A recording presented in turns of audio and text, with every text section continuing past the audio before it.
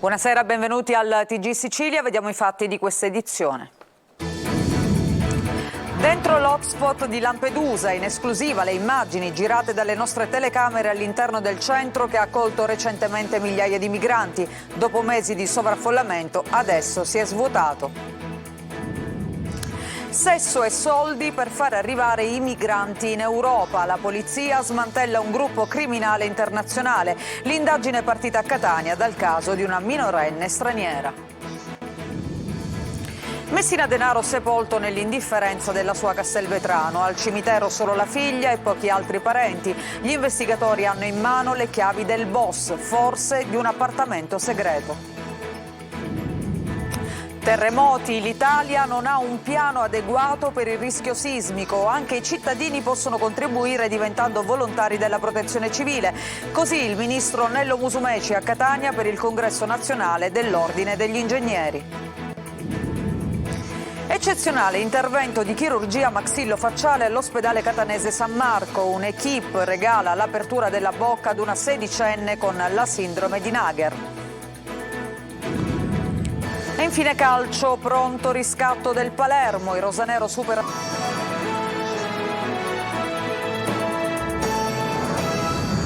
Lo avete sentito, siamo entrati con le nostre telecamere dentro l'hotspot di Lampedusa, di Contrada Imbriacola. Vi mostriamo il centro che ha accolto recentemente migliaia di migranti, svuotato dopo mesi di sovraffollamento. C'era per noi Luca Ciliberti.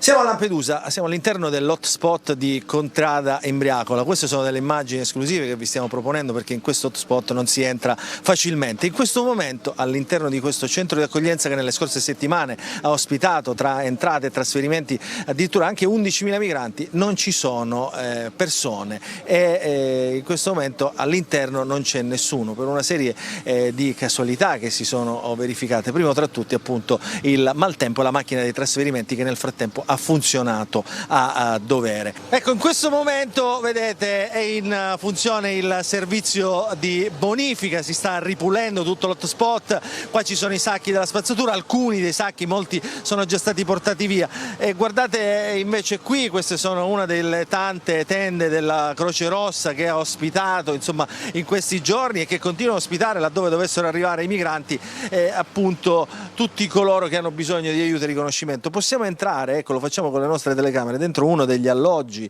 che in questi giorni ha ospitato i migranti proprio qui al centro di accoglienza. Vedete, questi sono dei letti che all'occorrenza possono diventare addirittura a 3 livelli, quindi insomma la capienza di 800 persone che diciamo normalmente possono essere come dire, ospitate in questo centro possono diventare fino a 2400 persone in varie situazioni. Certo è che in qualche modo c'è una grande sofferenza quando ovviamente questi numeri aumentano e diventano molto più alti, così come abbiamo detto sono arrivati in alcuni casi proprio nelle scorse settimane anche a 11.000 persone tra entrate e trasferimenti.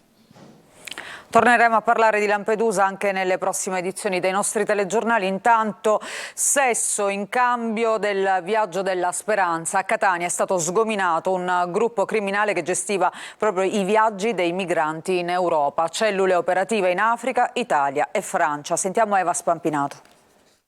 Una vera e propria agenzia di viaggi per stranieri, anzi per migranti, che volevano lasciare l'Africa per andare in Europa. Ma il costo del biglietto era molto alto e in alcuni casi non era nemmeno quantificabile in termini economici perché la merce di scambio era il sesso. La polizia di Catania e di Genova ha arrestato una banda internazionale che organizzava i viaggi in cambio di denaro, ma anche di prestazioni sessuali. Nelle conversazioni intercettate, infatti, i criminali si scambiavano pareri sulla bellezza e sul fisico delle migranti. Libia, Guinea, Costa d'Avorio, Tunisia e Marocco, Genova, Torino, Asti, Cuneo e Ventimiglia le città di riferimento della banda. Da 200 a 1.200 euro il prezzo del biglietto. In pratica l'organizzazione era in grado di garantire al profugo la realizzazione del suo progetto, dal paese di origine a quello di destinazione, passando per città di solo transito come in Italia. Treni, auto, bus, tutti i mezzi necessari per gli spostamenti venivano messi a disposizione, inclusi documenti falsi. Il migrante veniva seguito da vicino Fiumicino dallo spostamento dal centro, cui veniva affidato in accoglienza dallo Stato italiano, fino al luogo dello sconfinamento. Veniva offerta anche ospitalità e poi la presa in carico da parte di alcuni membri della organizzazione una volta raggiunta la Francia. Le indagini sono partite dalla Sicilia seguendo una minorenne arrivata ad Augusta nel 2021. La ragazza, che si trovava in un centro del catanese, era fermamente intenzionata a raggiungere la Francia seguendo le indicazioni avute in Libia. Tumulazione blindata al cimitero di Castelvetrano per Messina Denaro, la cui salma è arrivata questa mattina alle 8:10. Solo pochi familiari attorno alla bara, tra cui le 2 sorelle e la figlia Lorenza. Marco Gullà. Il carro funebre con all'interno la salma del boss Matteo Messina Denaro arriva al cimitero di Castelvetrano alle 8:10. Ad attenderlo ci sono i parenti strettissimi, gli altri sono tutti arrestati. Le 2 sorelle, Giovanna e Bice, le nipoti, tra cui Lorenza Guttadauro, che è stata anche la sua legale, e poi la figlia Lorenza, riconosciuta proprio sul letto di morte, e infine il fratello Salvatore, che in mano ha un mazzo di fiori. L'ultimo viaggio del padrino, il carro funebre partito ieri sera dall'obitorio dell'Aquila, ha viaggiato per tutta la notte attraversando l'Italia. Al cimitero arriva da strade laterali, lontano dal centro città. La tumulazione nella cappella di famiglia è durata circa mezz'ora. Alle 9 di mattina i parenti che hanno assistito all'interno del cimitero, blindatissimo per l'occasione, erano già andati via. Nessun funerale, nessun prete, una fine anonima per il boss che ha seminato morte e distruzione. Messina Denaro, tra l'altro, nelle ultime settimane affetto da tumore al colon e dopo l'aggravarsi della malattia, avrebbe anche rinunciato al cibo e avrebbe chiesto di essere soltanto idratato. Col tumore al colon avrebbe potuto ancora convivere, anche se non per tantissimo, e quasi certamente, ma lo certificherà l'autopsia che si è svolta in queste ore, a stroncarlo potrebbe essere stato proprio il deperimento determinato dalla denutrizione. Si chiude una pagina nera per la nostra isola, ma la partita non è affatto chiusa. Gli investigatori sono ancora al lavoro per individuare chi ha protetto il boss nei suoi 30 anni di latitanza. Messina Denaro, in questa tomba, non si è portato tutti i segreti di Cosa Nostra. Molti appunti sono stati trovati nei suoi covi. C'è anche un mazzo di chiavi in mano ai Ross che appartiene ad un appartamento finora mai aperto e che potrebbe custodire altre verità sull'ex Primula Rossa. Sentiamo le parole di Felice Cavallaro, giornalista profondo conoscitore appunto della storia di Cosa Nostra, secondo il quale la borghesia mafiosa che ha coperto il boss per tanti anni va cercata tra i protagonisti della nuova economia siciliana. Sentiamo.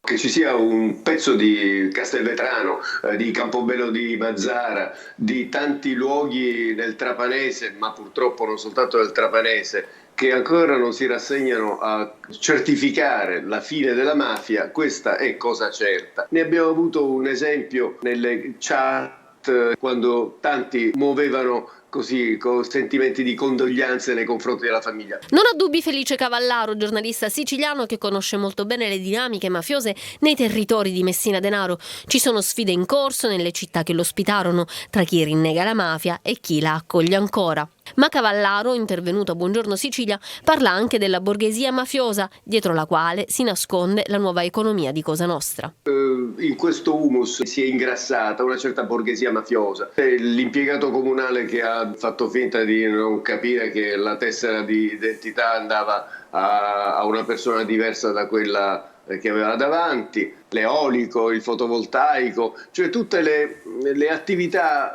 moderne, un'economia che scopre il nuovo, scopre il bio. Il capitolo conclusivo della storia di Matteo Messina Denaro si chiude con un finale aperto, un giallo, un mazzo di chiavi e la figlia ritrovata che acquisisce il nome, anzi il cognome del padre. Un mazzo di chiavi che non si sa quali porte, quali cancelli, quali cassaforte possono aprire. Finora, a tanti mesi dall'arresto, il tesoro non è stato trovato e temo che qualcuno cercherà di nasconderlo a lungo. In fondo anche la scelta che ha compiuto la figlia di Matteo Messina Denaro, Lorenza, che tutti avevamo pensato potesse diventare un modello, non per rinnegare il padre, ma almeno per indicare ai suoi coetanei la strada giusta, la strada dritta da percorrere e quindi non quella mafiosa.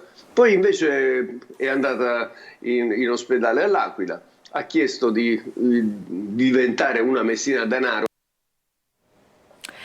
Lutto cittadino a Pantelleria per la morte di Annalisa Fontana, data alle fiamme dal compagno. Il GIP del Tribunale di Marsala lo accusa di omicidio aggravato. Sentiamo Laura Spanò. Per Orazio Bronzolino, l'operaio edile palermitano di 52 anni che nella notte tra venerdì e sabato scorso ha dato fuoco alla compagna Annalisa Fontana di 48 anni di Pantelleria, il GIP del Tribunale di Marsala ha disposto la misura cautelare in carcere. Bronzolino è chiamato a rispondere di omicidio aggravato. L'uomo, rimasto gravemente ferito al volto dal ritorno di fiamma e ha riportato ustioni di terzo grado anche a un ginocchio, al momento si trova piantonato dai carabinieri al civico di Palermo nel reparto ustioni. Le sue condizioni sarebbero in via di miglioramento, si attende che il gonfiore alle palpebre si attenui per capire se l'uomo riporterà conseguenze alla vista. Per le ustioni invece al ginocchio non ci sarebbero problemi. La compagna Annalisa Fontana è deceduta dopo 3 giorni di agonia per le gravissime ustioni riportate sul 90% del corpo. Anche lei era stata ricoverata al secondo reparto di rianimazione grandi ustioni del civico di Palermo, dove però lunedì attorno a mezzogiorno è morta. Le sue condizioni erano apparse subito disperate. Dalle indagini condotte dai carabinieri è emerso che Onofrio Bronzolino, al culmine di una lite con la donna, le avrebbe versato addosso del liquido infiammabile, appiccando poi il fuoco e trasformando la vittima in una torcia umana. Tra i due pare però non ci sarebbero stati precedenti di maltrattamenti o di altri episodi di violenza. Il terremoto ai Campi Flegrei ripropone il tema della fragilità del territorio nazionale. La Sicilia è particolarmente a rischio. Occorre un piano adeguato, ha detto il ministro della Protezione Civile Nello Musumeci, intervenuto a Catania al convegno per i 100 anni dell'Ordine degli Ingegneri. Lo ha sentito per noi Lorena Dolci. La terra trema ai Campi Flegrei, ricordando ancora una volta che l'Italia è un territorio vulnerabile e spesso devastato da terremoti, frane, crisi idriche. Dopo la spinta emotiva della catastrofe si spengono i riflettori, ha detto il ministro per la Protezione Civile Nello Musumeci, ospita al Congresso Nazionale dell'Ordine degli Ingegneri che festeggia 100 candeline a Catania. La nostra isola è particolarmente esposta al rischio frane, al rischio idrogeologico, senza parlare del rischio vulcanico e di quello sismico.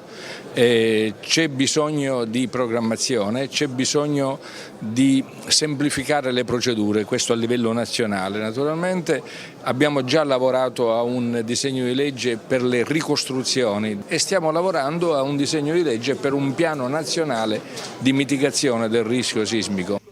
Accanto all'impegno del governo serve però l'impegno di tutti, anche dei cittadini. Ma è la gente soprattutto che deve diventare volontario di protezione civile. Ogni cittadino deve capire che non serve affidarsi al fato.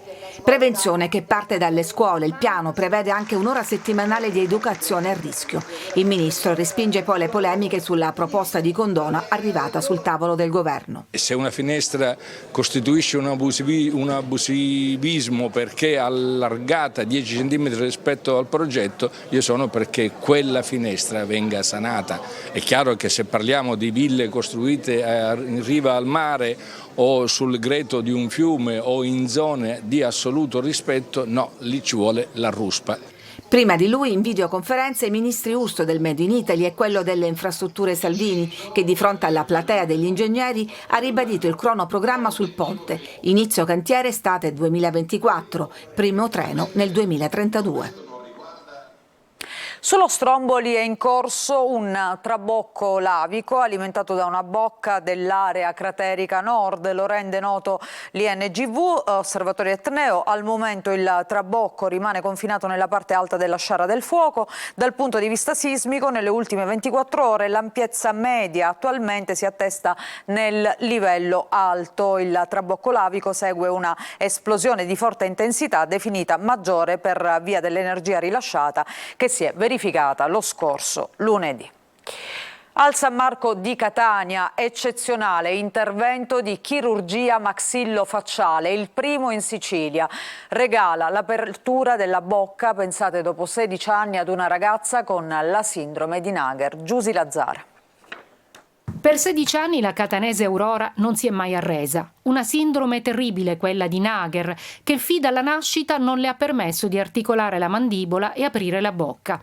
Oggi un intervento eccezionale di chirurgia maxillofacciale nell'ospedale San Marco di Catania le ha fatto cominciare una nuova vita di parole, sorrisi, cibi solidi e tutto quello a cui ha dovuto rinunciare nel corso degli anni. È una ragazzina meravigliosa, è una ragazzina di 16 anni che frequenta un liceo catanese, la famiglia catanese, una famiglia di genitori meravigliosi che l'accompagnarono quando la bimba aveva 2 anni e mezzo, 2 anni e pochi mesi a Bologna, dove io feci i primi interventi.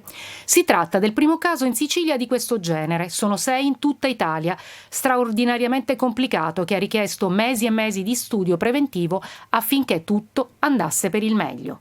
È una tipologia di intervento estremamente raro e per la rarità della sindrome di cui la ragazzina è affetta e perché le protesi che sono state applicate bilateralmente a questa ragazzina sono protesi che richiedono uno studio e una realizzazione estremamente complessa. E i genitori, mamma Chetti e papà Gaetano, sempre accanto a lei, continuano a sostenerla e a incoraggiarla. Da adesso il loro percorso prosegue con la certezza di non dover più allontanarsi per offrire le cure più giuste alla loro figlia e restare a Catania. Per me è anche una grande soddisfazione perché oggi al San Marco di Catania, sotto il profilo anestesiologico, rianimatorio, di personale, di tecnologia, di sala operatoria, possiamo, credo, essere molto contenti. Parliamo adesso del verde pubblico a Catania, tra gioie e dolori, perché da un lato si riconsegna alla città il riqualificato Parco Madre Teresa di Calcutta, dall'altro invece c'è sempre la Villa Bellini, oggetto di lavori ancora nel degrado. Vediamo nel servizio di Tonino De Mano.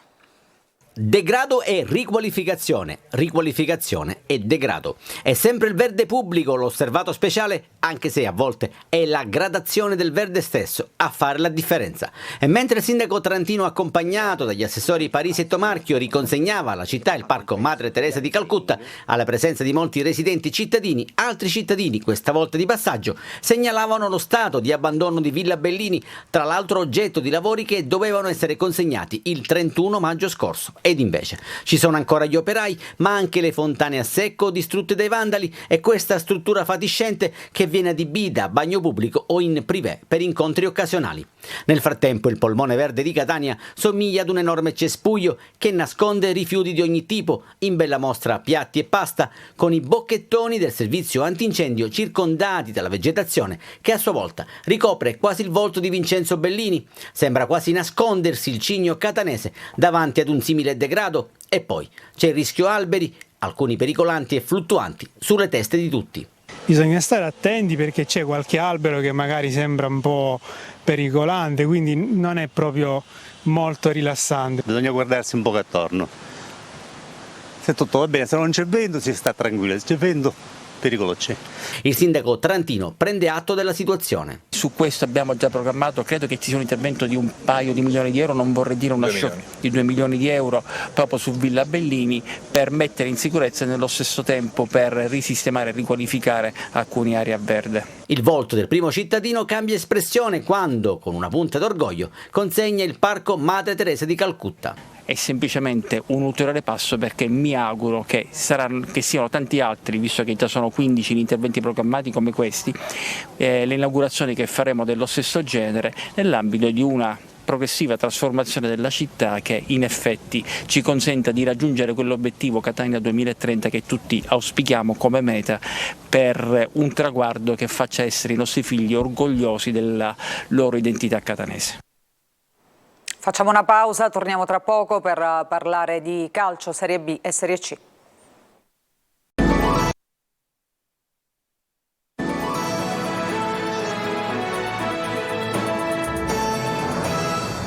Riprendiamo con lo sport, con il calcio. Il Palermo riscatta la sconfitta casalinga con il Cosenza e torna vittorioso da Venezia, tripletta di Brunori e Rosanero che fanno festa. Sentiamo Marco Gullà.